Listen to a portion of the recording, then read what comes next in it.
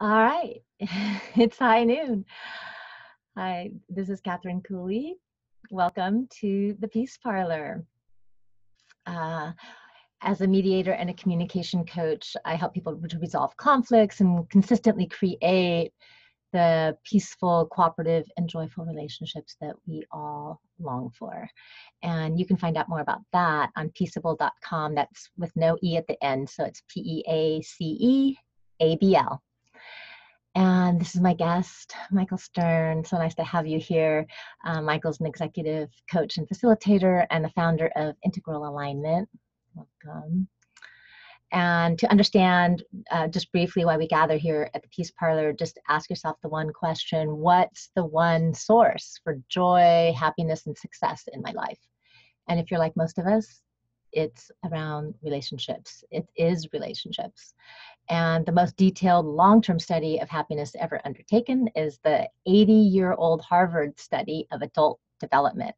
And Dr. Robert Waldinger, who's the current director of this, said the surprising finding is that how happy we are in our relationships has a powerful influence on our health.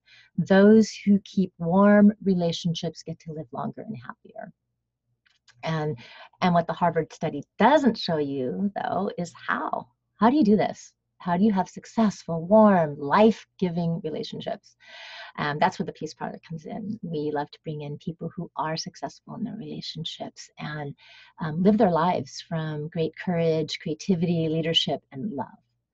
And what are the relationships like? That's what we're about here. And what have they learned about relating to and inspiring people?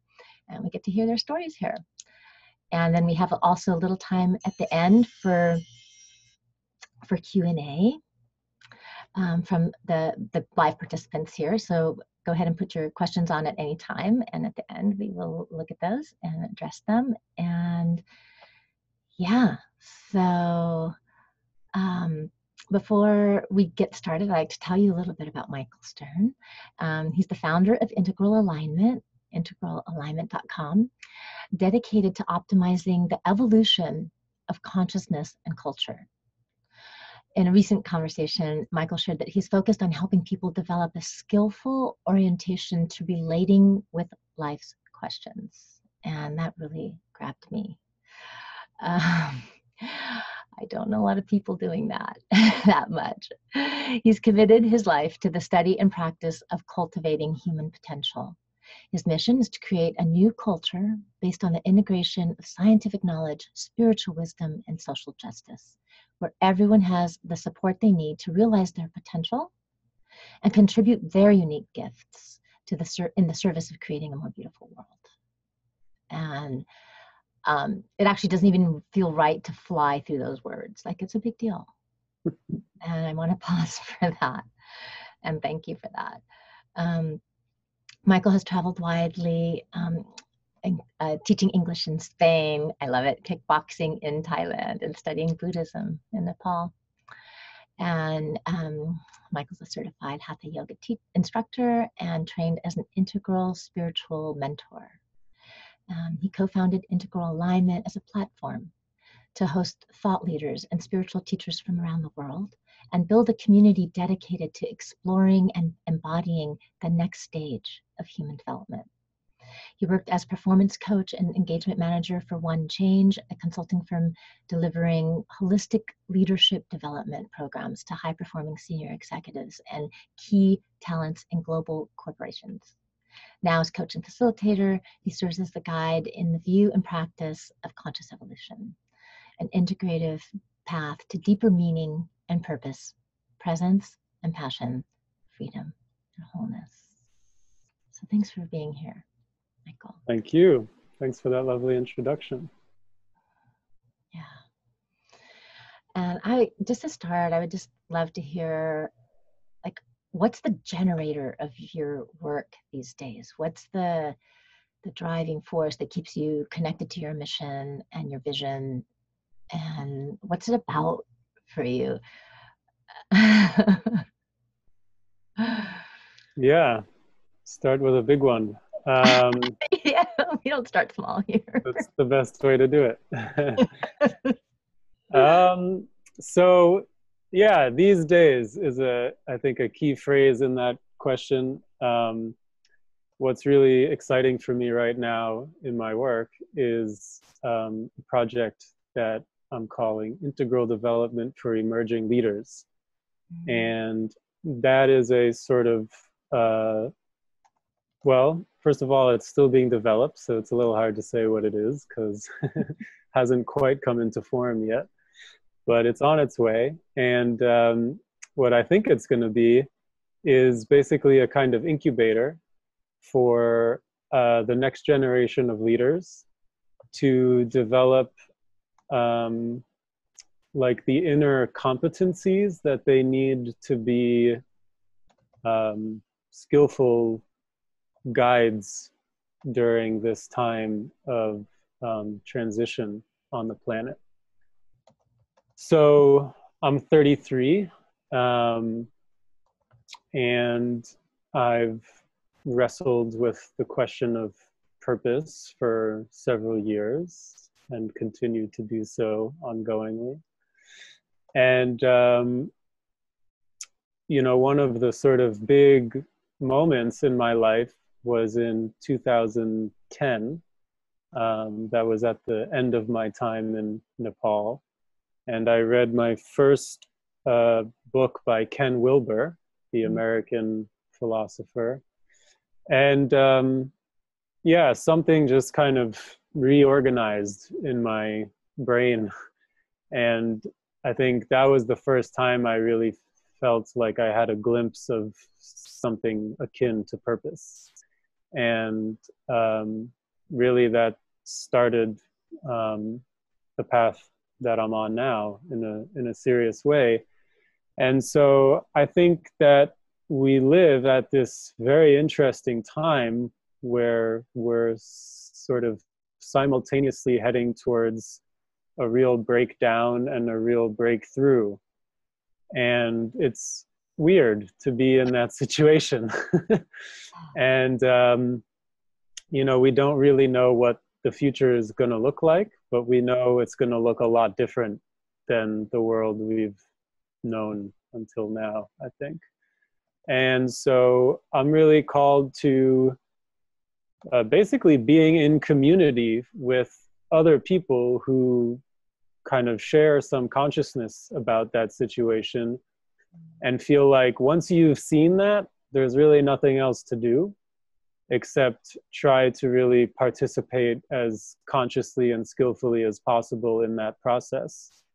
And recognizing that in particular, my peers in terms of my age group are going to be in positions of leadership over the next, 10, 20, 30 years.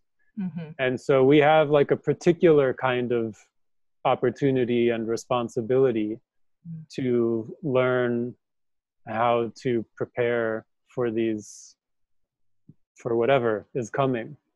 And so, yeah, that feels like it's kind of increasingly becoming the heart of my work. The other day I was imagining it sort of like a growing sun in the middle of the solar system of my life, where I have, multiple projects happening, and they're all sort of orbiting around this center of gravity, and I think right now that's the way I would describe that. Nice. Yeah. And in terms of, I'm curious if you've heard the analogy that Barbara Marx Hubbard uses in her work in Conscious Evolution about the butterfly, about in terms of what you said about that we're in this strange time of having all these breakdowns and then also these breakthroughs coming in. But have you heard that analogy of the butterfly, like when it turns into, the caterpillar turns into the butterfly in the cocoon, she uses the term imaginal cells. Right. Are the ones that are there that have the print of the butterfly and are emerging, but the rest of the cells of the caterpillar, that structure has to break down. Right. For that too. Yeah, totally. I think that's a great metaphor for the situation. You could say that part of what we're trying to do is sort of put out a call to those imaginal cells and invite them to come together and just kind of be in that process, you know. Like, I don't think it's necessarily something we can rush or force. It's certainly not something that we've ever done before, so nobody has the answers. So I think the most important thing we can do is just show up, you know, with curiosity and courage and compassion, and do that together, right? I think that's kind of one of the key things, is that we're transitioning from, like Charles Eisenstein uses the language, from a story of separation to a story of interbeing. So I think the solutions that will emerge in response to these crises that we're experiencing will emerge out of like a field of collective wisdom. So I think that one of the things we can be proactive about is learning how to create the conditions where collective wisdom can flourish. And I'm imagining that's why you used the word incubator when you were describing your vision. Right. I mean, I think there's a personal component to it where we want to support the individuals in their own process with whatever is going on in their life. And that can be like on the personal side, but also the professional side. You know, I think like a lot of the people that I work with in my coaching practice are looking for meaningful work that also pays them well, that builds on their skills, that they can enjoy, that they feel good about the contribution they're making. So I think that the fact that there are so many people asking those questions right now is a symptom of this deeper process that's happening in culture. And so to support those individuals in finding answers to their questions, you know, we're actually supporting the whole field of culture to move into its next stage of development. So there's that layer to it for sure. But then there is also this more emergent process of like what happens when you get a group of those people together in the same space and use certain tools and techniques and practices and processes to evoke something that can only happen when the collective is present. It's not actually accessible to any of the individuals on their own. So that's kind of mysterious and magical. And I don't think it can be engineered or predicted, but I do think it can be sort of facilitated and invited. And so that's a kind of hypothesis that I have about the program, and we'll see if anything like that actually happens. Do you want to share what some of those processes are? Like, you know, one of the ones that we use in our community is Council Circle, and there's a lot of different ones. There's for you know, a lot of processes out there now, affirmative inquiry, and Right. do you have any favorites, or the open space, the World Cafe? Yeah, totally. I mean, I know I'm familiar with Art of Hosting a bit. So the World Cafe and Appreciative Inquiry and Open Space, those are all great. Another one that I have some experience with is Otto Scharmer's Theory U. And what I like about that one is, you know, not so much, I mean, actually, I don't know. I've never been in a U process that he's facilitated, so I don't know exactly how he does it. But what really resonates for me is the basic principle of using some kind of mindfulness technique to drop out of our habitual conditioned ways of thinking and relating and try to come into some type of shared presence, like a deeper space of awareness where a shift in perspective can happen. And then from that new place, creative possibilities begin to emerge. And then as you come up the U, as he calls it, you can begin to prototype some of those ideas by putting them into form, right? So I think that serves really well as just like a basic template for the principles that are involved. And then there's, as you mentioned, lots of different processes and techniques that can accomplish both sides of the U, I think. One of the things that I feel really drawn to is, like a bit of a different way of talking about collective wisdom, which is in the sort of Ken Wilber integral theory world called the we space, or like the intersubjective quadrant. So that's the idea that, like, for example, right now, I have my own subjective experience of this conversation, and you have your own subjective experience of this conversation. And I can be aware of my own experience, and I can also try to tune in with your experience and get a sense for like what's going on in your nervous system, right? And then we can also actually place our attention on like the space in the middle, the space in between, and this kind of third entity that arises when you and I are actually in contact with each other. And that sort of has its own intelligence and its own sort of evolutionary trajectory, you might say.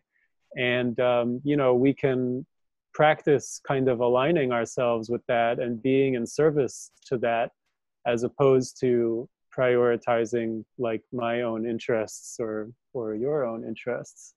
So there are, again, plenty of tools and techniques to go about that. But that's one of the kinds of practices that I feel really drawn to and like to share with people. A couple things occurred to me about that. Like as I was envisioning what you're talking about, the space in between you and I in this moment, and our own awareness of ourselves, each other, and that space.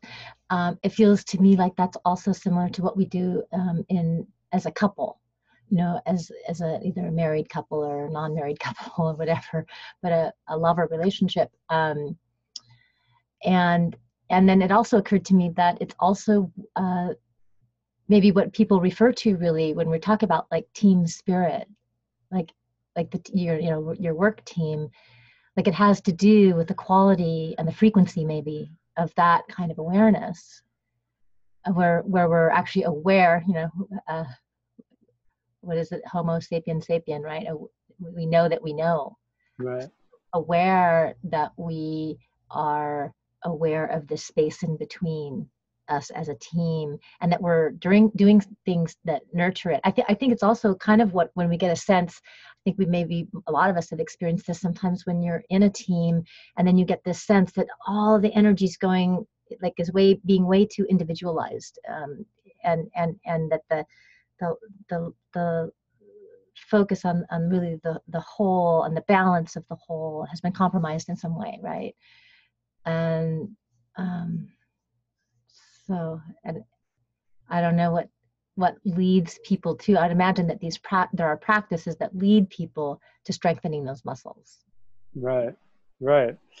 Yeah, I mean, we have I think some good, very tangible examples are like sports teams, or a good one I've heard is like a jazz ensemble where everybody has to really be on point with their own individual instrument, and there's some kind of basic structure that everybody knows to follow.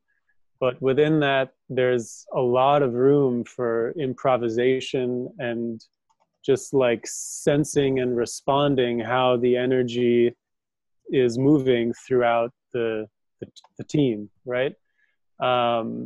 And something, I mean, you can feel it when something really happens there, and everybody's in sync with each other, and something new emerges, right? That wasn't possible before.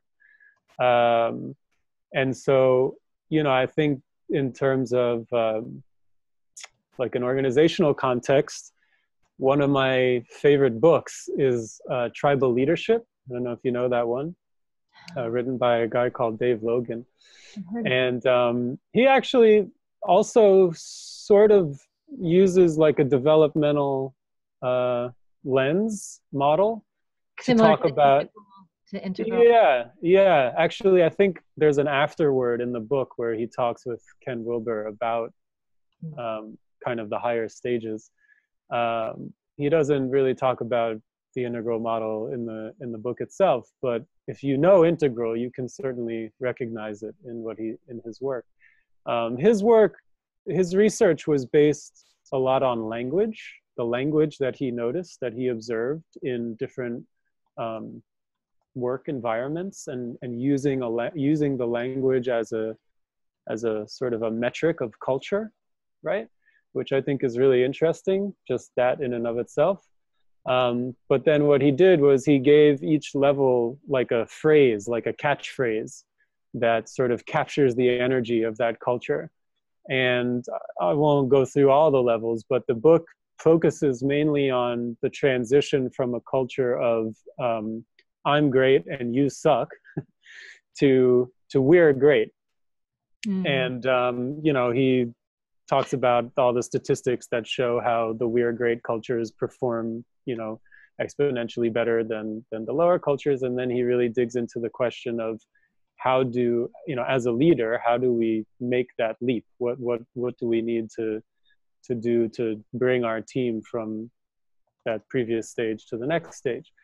And one of the things he identifies is that at the I'm great, you suck level, the relationships are sort of like a hub and spokes. So the leader has kind of individual relationships with each of the team members, but the team members don't really have the cross relationships with each other, right? Whereas in a tribal leadership situation at that next stage of we're great, the leader's role is actually to facilitate those connections and relationships. The leader is kind of a steward of creating like these more triadic relationship structures. And I think that makes a lot of sense, because when you think about a system, the health of a system depends a lot in terms of the communication that's happening between the different parts in the system. So if the parts of your body are not talking to each other, that creates unpleasant symptoms, right? Yeah. So it's the same thing in a work environment. Like if you see these kinds of relationship dynamics where there's a lot of, like I'm having this conversation with this person and that conversation with that person, but it would be not so good if those two people talk to each other. That's like a bit of a red flag, Yeah. Beautiful. And do you have any examples in mind that you want to share in terms of your own explorations here with individuals, companies, roles, like where the obstacles are, and when maybe some of the possibilities that you've seen or heard about?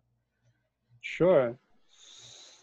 Well, so one of the breakthroughs of teal organizations, as identified by Frederick Laloux in his book Reinventing Organizations, is this idea of wholeness. And he describes that in this way of, he uses a metaphor how we all sort of wear a mask at work, right? And we have this kind of work persona that we inhabit for that time. And that persona is like such a small fraction of who we are in our wholeness as a human being.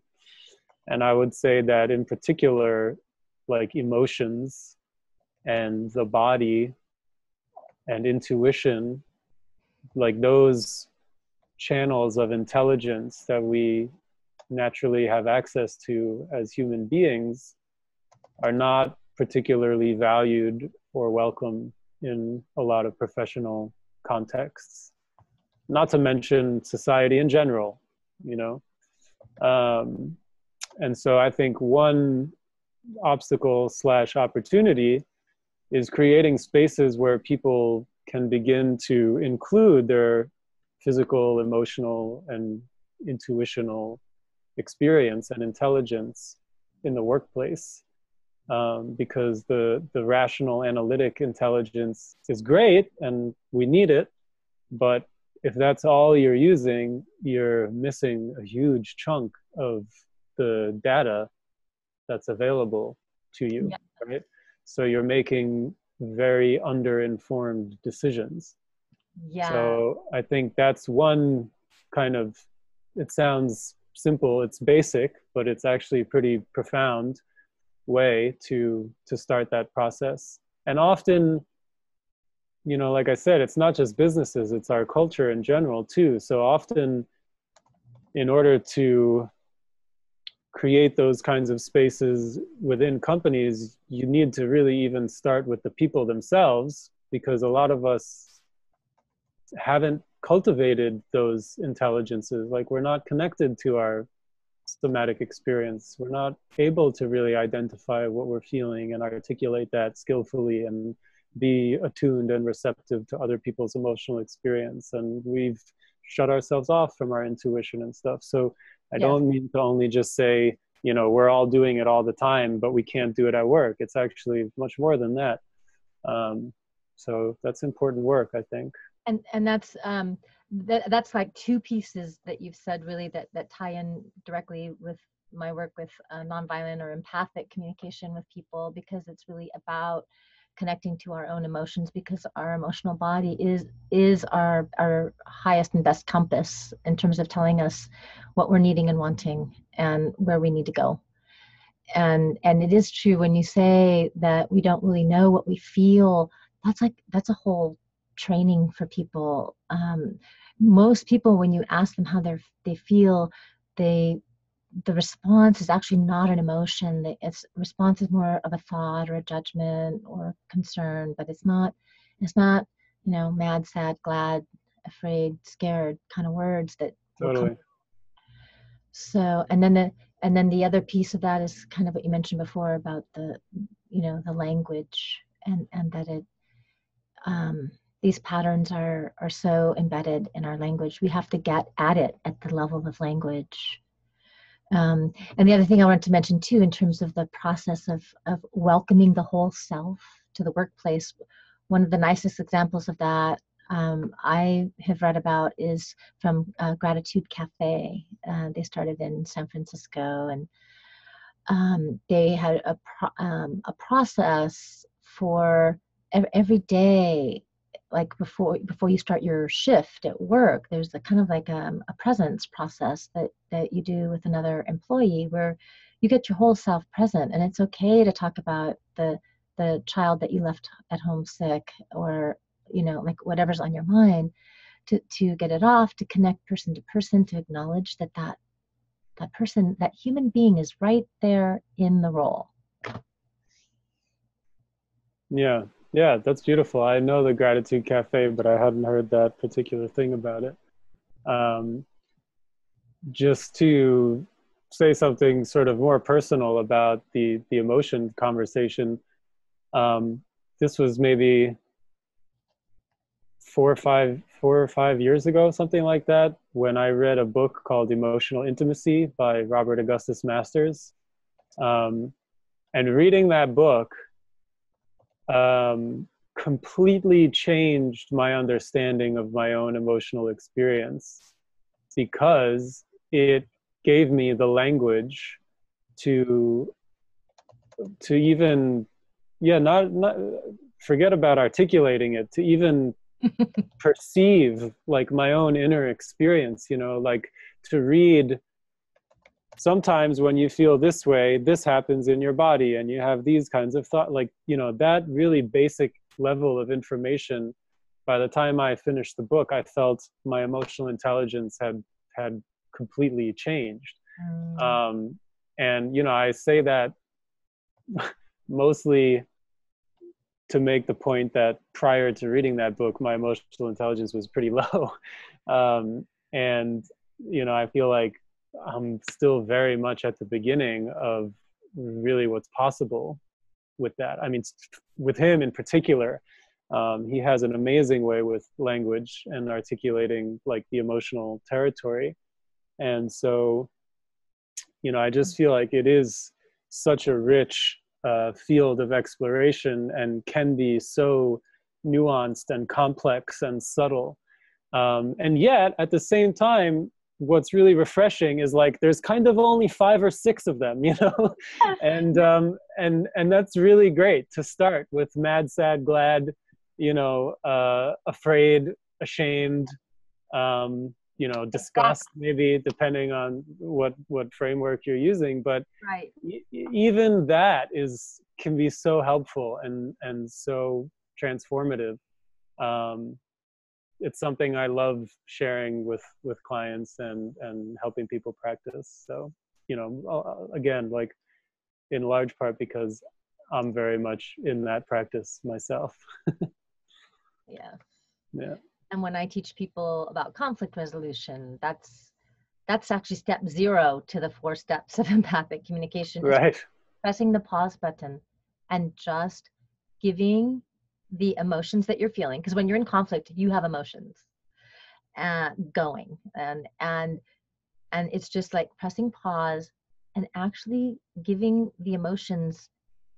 I guess I'll call it space in time, like it's having the moments to have the energy be expressed and received by whoever's home that moment, right? And then what happens is that when we feel those emotions and tap into what is this, and in my model, you know, the model, the empathic communication model, or Dr. Rosenberg's model, the feelings are there to tell me that a core need of mine is not being met at that moment, in that conversation, in that relationship, whatever. But it takes a little bit of time. But the thing is that I think that the thing is that if we don't take that time, it actually costs us more time and struggle down the road. I think that's kind of a little bit of a miscalculation that people do about that time. Yeah. Pause and to feel the feelings. And then when the feelings deliver their message and feel heard, then somehow they dissipate. Right. And also next steps become more clear, you know? So that's something I often share with coaching clients, is this concept of slowing down to speed up, because generally coaching tends to be focused on, you know, setting goals and taking actions and moving forward. And, you know, it's very kind of results oriented. But in my view, that sort of masculine quality of agency and action is, like, in a way, secondary to the more feminine practice or quality of like allowing and receptivity. I think like a skillful response can only come from having let in the information that's present, right? If the action is sort of more reactive, then that's probably not coming from our best self, right? Yes. So I think there's, and you know, this is again probably something that in an organizational context would be a bit disorienting for people. But to really take that time, as you described, to slow down and feel what I'm feeling, and let the information that's present fully sort of sink in before making a decision and taking action, that feels really important. And one other thing I wanted to just add that came up for me, which this was also a gift from Robert Masters' work to me, like sometimes what you feel is nothing. And that's also important to notice, that I'm feeling numb right now. And, you know, by naming that and giving that space, something can happen. So I think that, I mean, at least speaking personally again, that's been an important practice for me, to notice that, like, particularly in these circumstances where there's conflict or some kind of intense charge that's happening, the overwhelming the overwhelming emotion can turn into like an absence of emotion, right? And if I know that, and I can be gentle with myself, like, okay, I'm overwhelmed, I've gone numb, like that's okay too. And then, breathe into that and slowly start to thaw a little bit, and let stuff start to come back to the surface. um, you Ah. know that can change things too. Even when you said that phrase, Michael, let things slowly come back to the surface, like some of that numbing is just a deeper processing, and it just Yeah, takes more time for it to congeal or whatever and show itself. right. And that tendency of the human mind, brain, nervous system to dissociate from overwhelming experiences is actually a good thing. It's Mm-hmm. There's a reason we do that. Um, so I think it's also important to like honor the natural creative intelligence of the nervous system that recognizes when something is too much, and rather than short circuiting, decides to just block it out, right? Now, as you described before, in the long run, that's going to create symptoms. Like at some point, we need to turn towards that and learn to process and reintegrate that.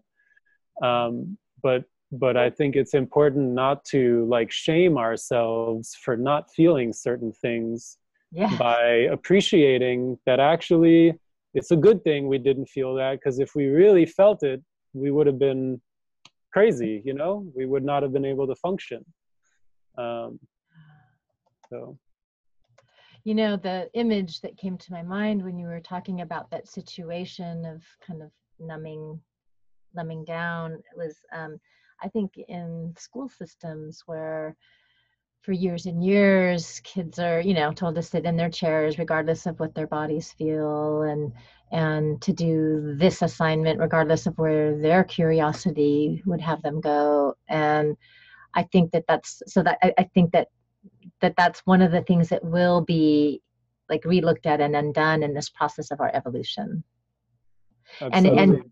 and with what Frederick Laloux's work with reinventing organizations, it's clear that whole thing about self management is a release. It's a big release of that pressure on people. Right. And a lot of people find it uncomfortable and hard because the degree of freedom and responsibility that comes with self-management is not something that a lot of people are used to having, for exactly the reasons you were describing in terms of the way our other social systems are set up. So actually, some people prefer to have a boss tell them what to do every day. And to a certain degree, like that's okay from a kind of levels of development perspective, like that's appropriate in certain contexts and for certain people. But I think the unhealthy side of it is all the people who would thrive in a more self-managed context, who don't have those kinds of opportunities to explore their curiosity and develop their own natural intelligences, because they're being funneled through this kind of industrial age model of education and work, right? So I think that, like for me personally, I'm really interested in work, like organizations and schools, or the educational system, because I think those are kind of like, I sometimes think of education as being like the line in, how we learn about life and process all the information of our experience, and um, sort of internalize something about that. And then work is like the out channel, where we take that internalized experience and create something with it, or contribute something back to life, to the world. And so education and work for me Is that really the go hand in hand. inhale and the exhale? Yeah, Huh? totally. Right. Nice. Exactly. I And like so I think that there's something really powerful that is wanting to happen in both of those spaces in terms of this kind of cultural transition that we're going through. wow. Yeah. Nice. What would you say is um, kind of like when you really think about what you contribute to your clients and your work, do you want to say anything? Is there anything that comes to mind about what's uniquely yours, that and usually, of course, a lot of times for us that means other people have pointed it out to us. Sometimes it's because it's the water we swim in, so that's the challenge to that question. But do you want to say anything about that? Um, well, the first thing that came to mind, which I wouldn't say it's uniquely mine in the sense that, I learned it from somebody else. Um, Yeah. but it's basically this idea of life as practice. And that like one of the things that I try to help my clients develop on top, so all my clients have specific goals that they're working on, relatively short-term goals that I'm supporting them with in a pretty direct way. But I work with my clients typically for like 3 to 4 months. Mm-hmm. And obviously there's, that's just the beginning, right, for them. So one of the things that I try to impart over the course of the program is this orientation, like what I call conscious evolution that you mentioned earlier. And really what I mean by that is that we become conscious of the fact that we are an evolving being in an evolving universe. Like everything evolves. And if you're not evolving, you're going extinct, You have that on your website, right? Evolve or Yeah, die. right. So that's like, kind of harsh maybe, but it's the way it is. And so we have this amazing opportunity to actually become aware of that and participate in that with intention. And so I think maybe like the key practice or the key perspective is to learn to view every moment, every situation, every circumstance as another opportunity to practice. What does practice mean? Well, in integral jargon, it's this idea of wake up, grow up, clean up, show up. So to try to summarize that, wake up means like to really see yourself as the whole and to come from that place of like non-dual love, right? As much as that's available to you. Grow up meaning basically like being a mature, self-responsible, joyful adult.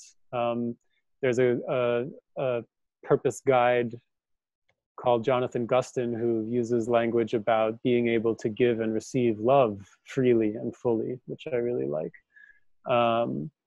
Cleaning up has to do with that healing and integration process, becoming aware of our own shadow material and working to make that more conscious so that it's driving our behavior less and less, right?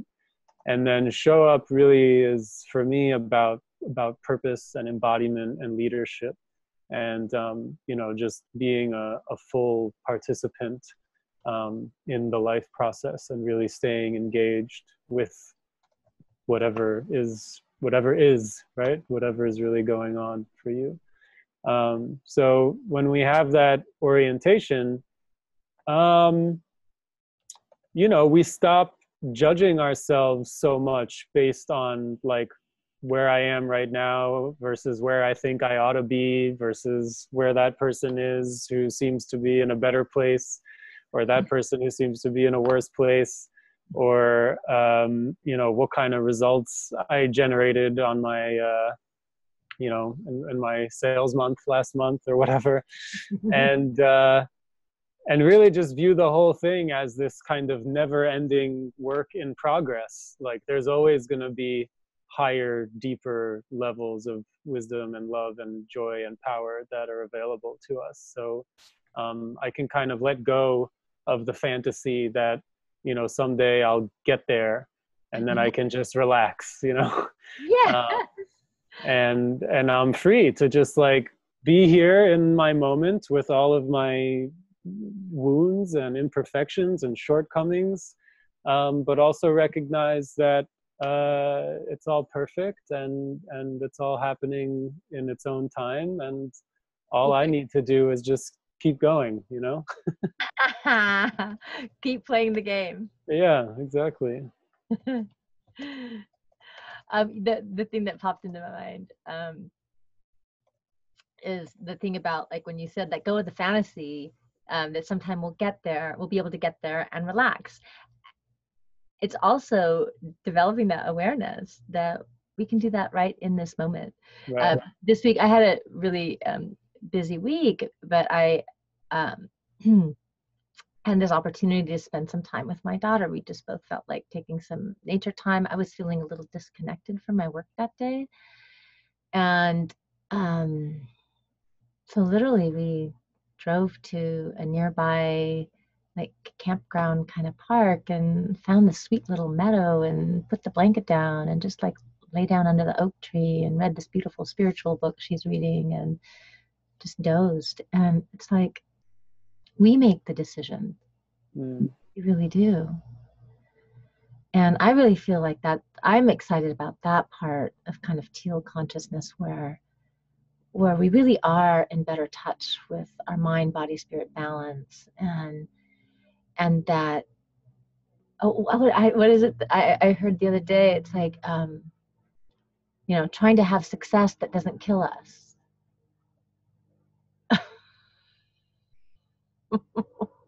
Yeah. I think I'm excited about we collectively turning our attention there more powerfully. Yeah, totally. I think that that conversation of what is success is a really important one that I have with a lot of my clients, for sure, and ought to be one. Like, I think it's also an important one for companies to have at the organizational level. What does success mean and look like for us? And that story you just shared reminded me of this great snippet I've heard of Alan Watts, I think, talking about, again, the way our sort of education and work structure is set up, like this ladder, where the whole game is about climbing, getting to the next rung, and someday you'll get to the top of the ladder and you'll get the prize, and then you'll have done it, but somehow that doesn't seem to fulfill the expectations that it sets. And at the end of the video that I saw, he says, like, we missed the point. The point the whole time was that life is this music and we're just supposed to be dancing, which I thought was a really simple and lovely way to phrase the other possibility of, dozing under the oak tree with your daughter sometimes. So. Yeah, I like that. I love that. And then last night we were at a birthday party and a woman shared a little quote. I think it was Ralph Waldo Emerson that said that flowers are the earth laughing. Kind of goes along with that dance. Yeah. So, we have a question here I wanted to read from in our Q&A, and I'm so surprised at how fast this time goes. So if this question is, if you apply that message, evolve or die, to a single person, what are you specifically saying I should do, like for an individual, right? Right. Or is it just a metaphor? And Good question. yeah. What were you going to say? You're what? Well, I thought of what you were saying about like wake up, grow up, that. Yeah, right. That's kind of the long answer. I mean, that's the short version of the long answer. um, yeah, well, it's not just a metaphor, really. I mean, it's a little bit of a metaphor, but it's also not. It's also pretty literal.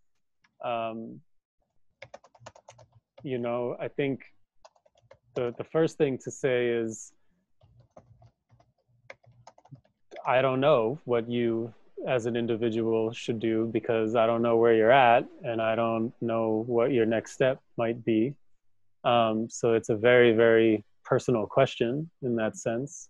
But what I would say is that my belief is, for anybody who's got any kind of impulse towards self-development or lifelong learning or being their best self or however we want to think about that, there's always going to be some places in our life that feel like what I call an emerging edge or an evolving edge or a leading edge, something like that.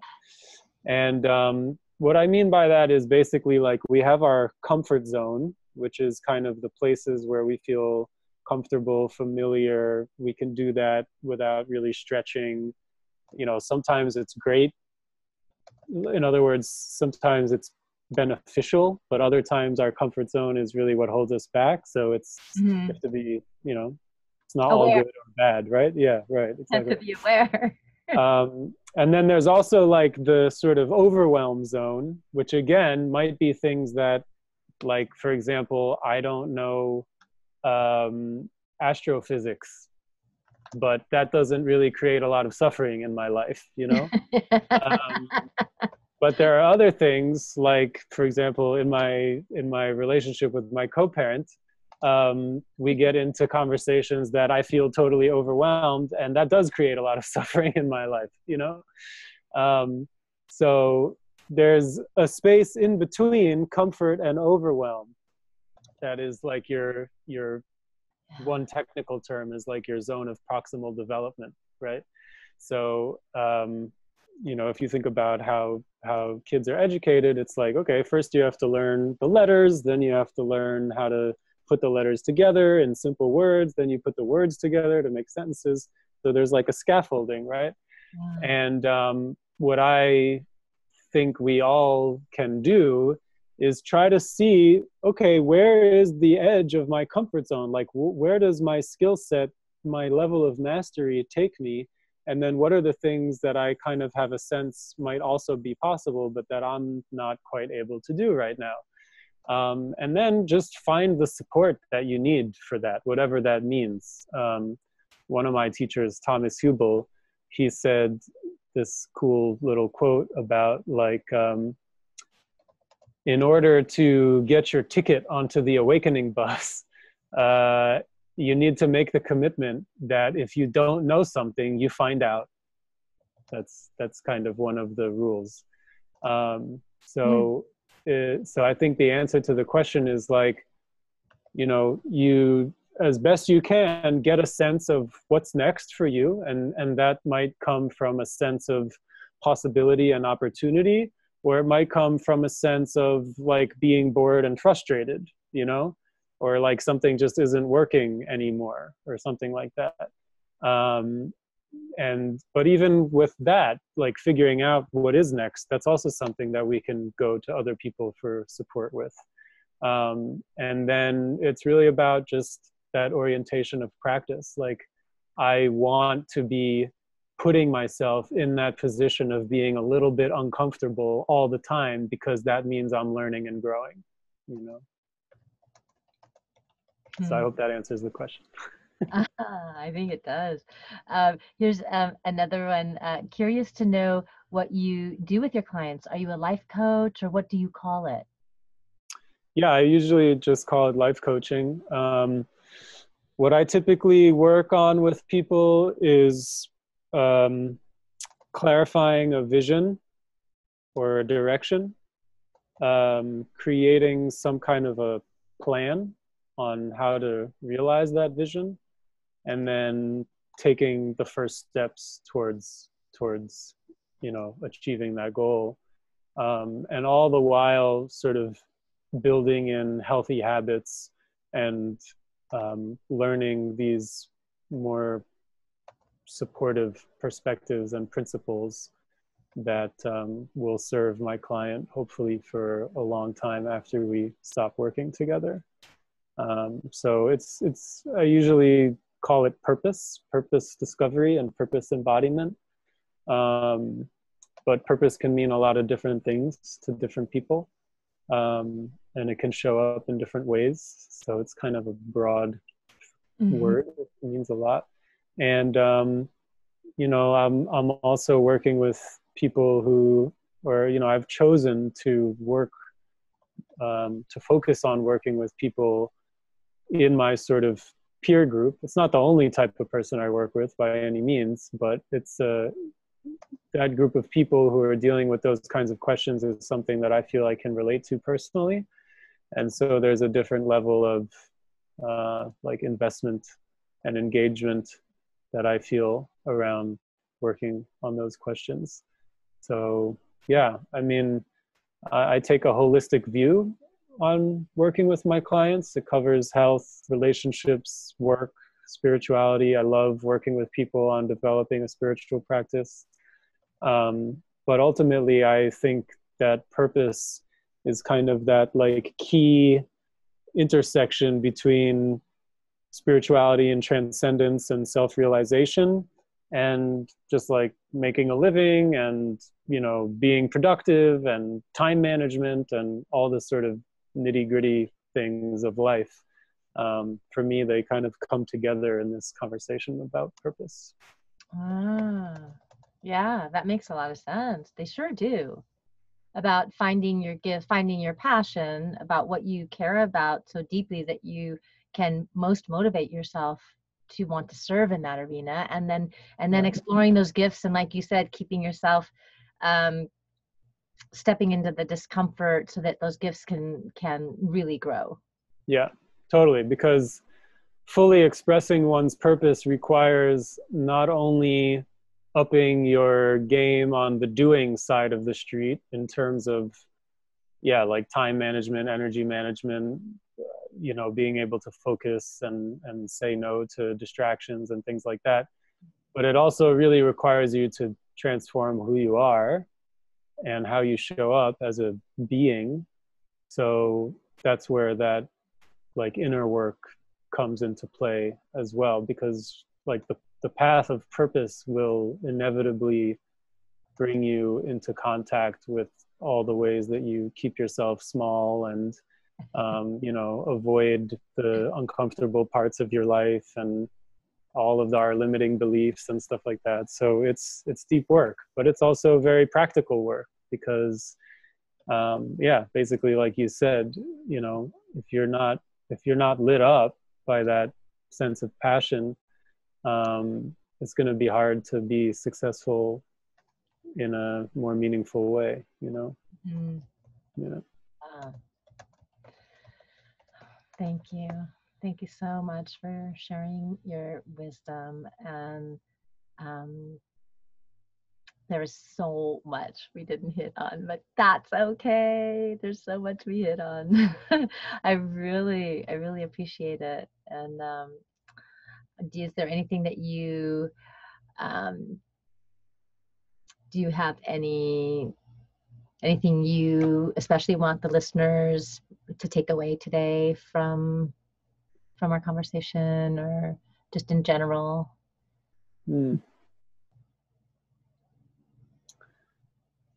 Well, I think like the way you started the call by talking about, I forget exactly how you asked the question, but it was like, what's the source of joy and meaning in your life? So for me, relationship is like that's what it is to be alive. Everything is relationship, It's like from the spiritual from the perspective of ultimate truth, as far as our spiritual and mystical traditions have passed on to us, there's only one, right? That's the ultimate realization, that there's only one. But from a relative perspective, there's the many, you know? That's the two sides of the coin, the one and the many. So when we're in the many side, everything is relationship. And I think that relationship can be both the source of our greatest pain and anxiety, and discomfort, but also the source of our greatest healing and transformation and awakening. So I think that's a really important point for people to just kind of sit with and let that work on them. And then the other thing I would emphasize again is just this principle of life as practice. And the more we can kind of relax into like a balance of tender self-compassion and fierce self-compassion, which is, that's a phrase I'm borrowing from Terry Patton. You know, the more we can really just step into that practice and continually wake up and grow up and clean up and show up and have fun. You know, it's important to have fun too. Oh, thank you. Thank you so much. And is there anything, do you want to just let people know how they can reach you, or if there's any special project that you want to link them to? Sure. So just my website, integralalignment.com. My email is michael@integralalignment.com. My work, my coaching work, and a couple of the workshops that I teach in New York are up there. The Emerging Leaders Project is not yet up there, but if there are any, you know, self-identified emerging leaders out there who feel called to being with others in some of those questions, challenges, opportunities that I mentioned earlier, you know, I would especially love to hear from you, from them. So, yeah, thank you. Thank you so much. Yeah, you're welcome. Thanks for having me on. This was fun. Yeah, you're very welcome. So signing off from the Peace Parlor, this is MichaelStern from Integral Alignment. This is Catherine Cooley over here from peaceable.com. And that's peaceable with no E at the end. So really, thank you, everybody who has tuned in. And thanks to you, Michael. All right. Thank you. Have a great day. You too. Thanks. Bye-bye.